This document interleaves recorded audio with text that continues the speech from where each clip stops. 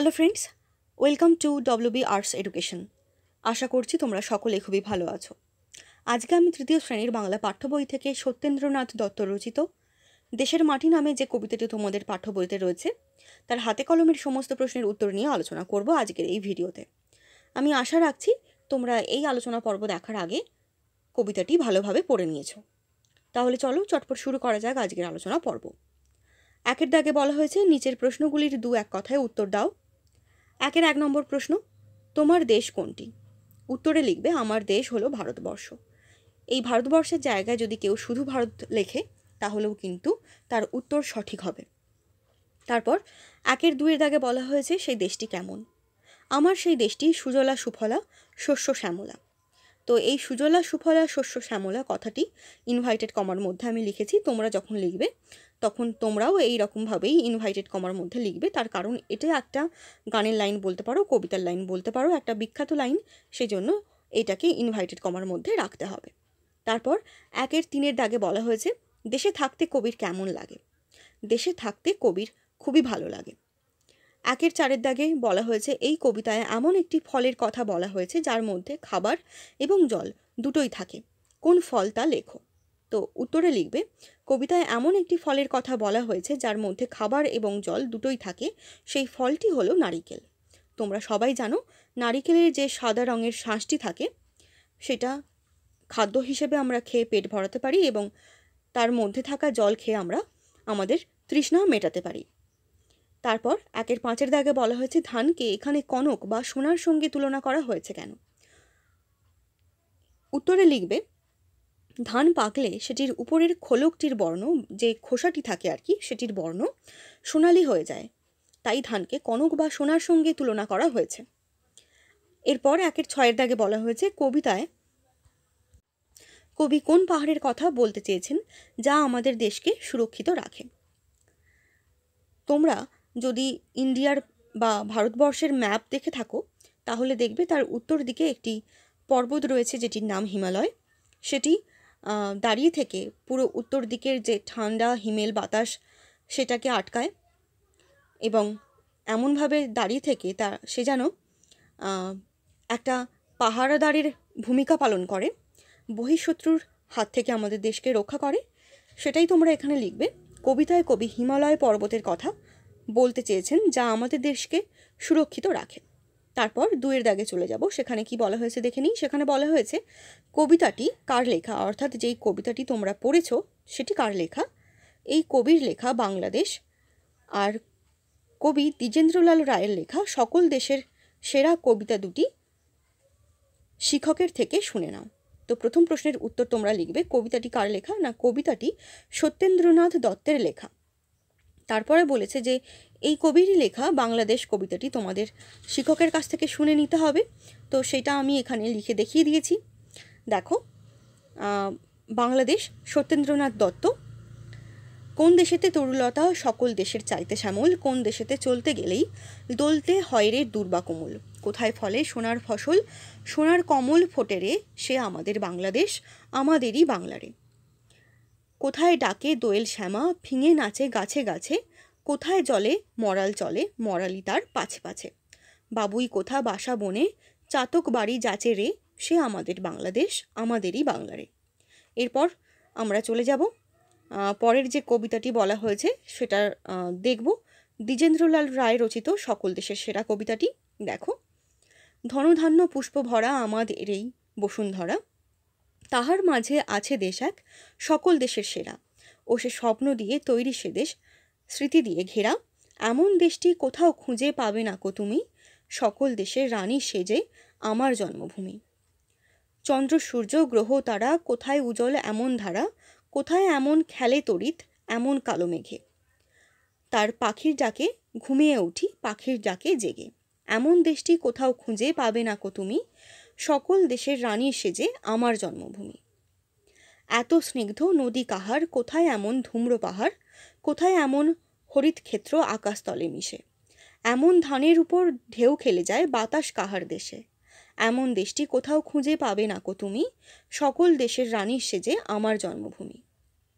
পুষ্পে পুষ্পে ভরা সাখী কুঞ্জে কুঞ্জে গাহে পাখি, গুঞ্জরিয়া আসে অলি পুঞ্জে পুঞ্জে ধেয়ে, তারা ফুলের উপর ঘুমিয়ে পড়ে ফুলের মধু খেয়ে। এমন দেশটি কোথাও খুঁজে পাবে না কো তুমি, সকল দেশের রানী সেজে আমার জন্মভূমি। ভাইয়ের মায়ের এত স্নেহ কোথায় গেলে পাবে কেহ, ও মা তোমার চরণ দুটি বক্ষে আমার ধরি, আমার এই দেশেতে জন্ম যেন এই দেশেতে মরি। এমন দেশটি কোথাও খুঁজে পাবে না কো তুমি, সকল দেশের রানী সেজে আমার জন্মভূমি। তাহলে কবিতাগুলো তোমরা দেখে নিলে। এরপর আমরা 3 দাগে চলে যাব। সেখানে বলা হয়েছে ঠিক শব্দটির উপরে টিক চিহ্ন দাও। 1 দাগে বলা হয়েছে মাথায় সূর্য এসে সোনার রূপার না তামার কাঠি ছোঁয়ায়। সঠিক উত্তর কি হবে? সোনার কাঠি। তাহলে সোনার শব্দটির ওপরে তোমরা টিক চিহ্ন দেবে। এরপর আমরা 2 দাগে দেখব কি বলা হয়েছে। এখানে বলা হয়েছে পাহাড় বন না সাগর সে তার ধোয়ায় পাটি। তো এখানে কবিতা তোমরা পড়েছো, সঠিক উত্তর কি হবে জানো? অবশ্যই সঠিক উত্তর হবে সাগর। তো সেটার ওপরে তোমরা টিক চিহ্ন দেবে। এরপর 3 দাগে বলা হয়েছে দেশের কোল ভরে আছে কনক আমন না রঙিন ধানে। সঠিক উত্তর হবে কনক ধানে। আচ্ছা, এরপর আমরা 4 দাগে চলে যাব। সেখানে বলা হয়েছে গন্ধে মাতায় লীলা নীল না লাল কমল। সঠিক উত্তর হবে লীলা। তো লীলা শব্দের ওপরে তোমরা টিক চিহ্ন দেবে। এরপর আমরা চলে যাব 4 দাগে। সেখানে বলা হয়েছে নিচে কতকগুলি পংক্তি দেওয়া হলো। পংক্তি অর্থাৎ কবিতার লাইন, যেগুলি পদ্যে লেখা, এগুলোকে গদ্য ভাষায় লেখো। তাহলে চলো দেখে নেওয়া যাক কবিতার লাইনগুলোকে আমরা গদ্যে লিখলে কীরকম হবে। 4 দাগে রয়েছে পাহাড় তারে আড়াল করে সাগর সে তার ধোয়ায় পাটি। তাহলে এটার গদ্য রূপ হবে পাহাড় তাকে আড়াল করে রাখে এবং সাগর তার পা ধোয়ায়। এরপর 4 দাগে বলা হয়েছে আমার দেশের পথের ধুলা খাঁটি সোনার চাইতে খাঁটি।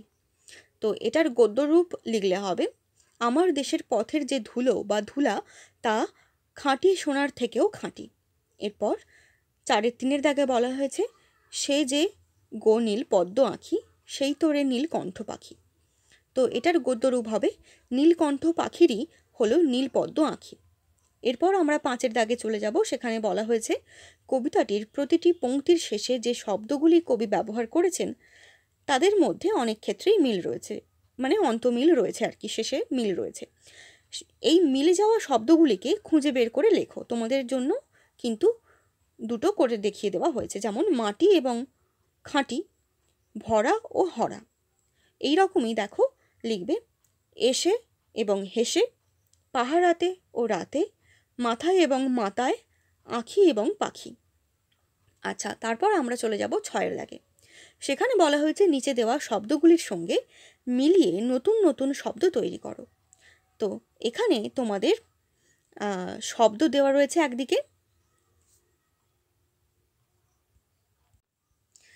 একদিকে শব্দের ছক দেওয়া রয়েছে এবং অন্যদিকে দেওয়া রয়েছে তোমাদের তৈরি শব্দ।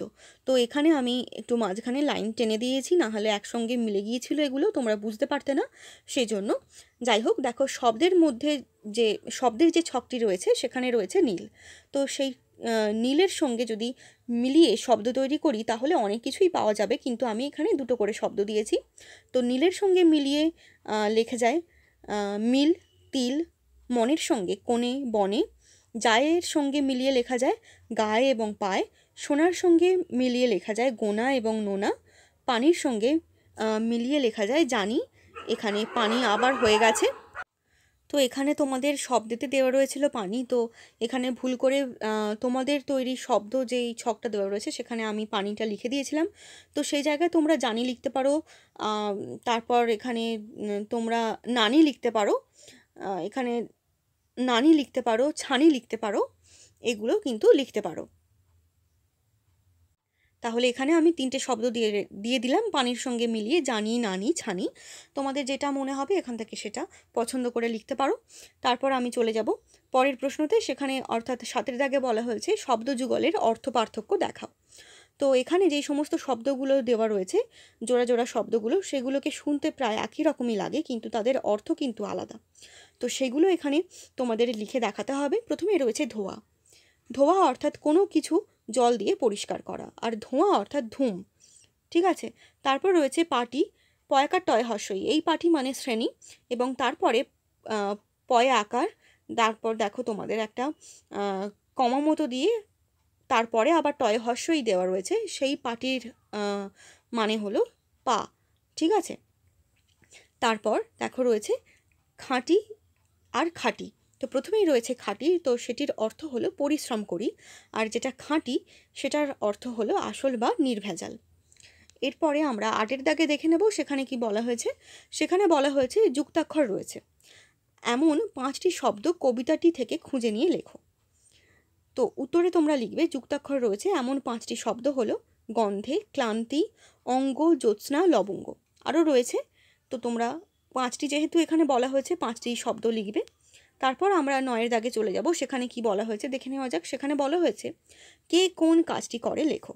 তো এখানে দেওয়া রয়েছে সূর্য, পাহাড়, সাগর, নাগ, বাঘ ইত্যাদি।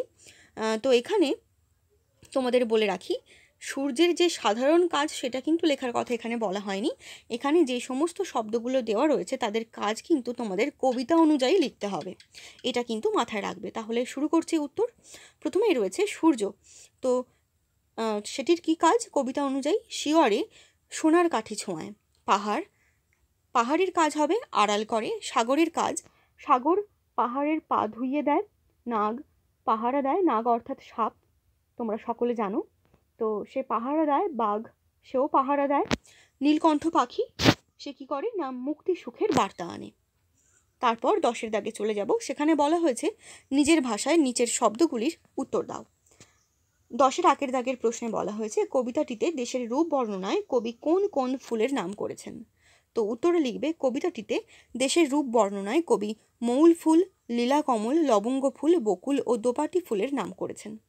তারপর 10-2 দাগে বলা হয়েছে এইসব ফুল দেশকে কিভাবে সাজিয়েছে। উত্তরে লিখবে মৌল ফুলের মালা মাথায় দেয়, লীলা কমল গন্ধে চারিদিক মাতিয়ে তোলে, পায়েতে লবঙ্গ ফুলের নূপুর থাকে, অঙ্গে বকুল ও দোপাটি ফুল অলঙ্কারের ন্যায় থেকে দেশকে সাজিয়ে তোলে। তারপর 10-3 দাগে বলা হয়েছে দেশের প্রতি তোমার অনুভূতির কথা 4-5টি বাক্যে লেখো। তো এখানে আমি ক খ গ ঘ করে পর্যন্ত 5টি বাক্য এখানে তোমাদের লিখে দেখিয়ে দিয়েছি। তাহলে চলো শুরু করছি। কয়ের দাগে বলা হয়েছে আমরা যেই দেশে বসবাস করি সেই দেশের নাম ভারতবর্ষ। 2 নম্বর বাক্য আমাদের দেশ এক কথায় সুজলা সুফলা শস্য শ্যামলা। 3 নম্বর বাক্য বিভিন্ন জাতি ও বিভিন্ন ভাষাভাষীর মানুষ এখানে পাশাপাশি বসবাস করে। 4 নম্বর বাক্য ভারতবর্ষ দক্ষিণে, পশ্চিমে এবং পূর্ব দিকে সাগর ও মহাসাগর দ্বারা বেষ্টিত রয়েছে। 5 নম্বর বাক্য ভারতবর্ষ তার সাংস্কৃতিক ঐতিহ্যের জন্য বিশ্বে সুপরিচিত। তারপর প্যারা চেঞ্জ করে লিখতে পারো এক কথায় বিভিন্ন বৈচিত্র্যে সমৃদ্ধ আমাদের এই দেশ ভারতবর্ষ। যারা আমার চ্যানেলে নতুন এসেছো তারা অবশ্যই চ্যানেলটিকে সাবস্ক্রাইব করে রেখো প্রত্যেকদিন এরকম ভিডিও পাওয়ার জন্য। আমার এই চ্যানেলে ক্লাস 3 থেকে ক্লাস 12 পর্যন্ত বিভিন্ন বিষয়ে গুরুত্বপূর্ণ ভিডিও আপলোড করা হয়ে থাকে। আর যারা আমার চ্যানেলটিকে অলরেডি সাবস্ক্রাইব করে রেখেছো তাদেরকে অসংখ্য ধন্যবাদ।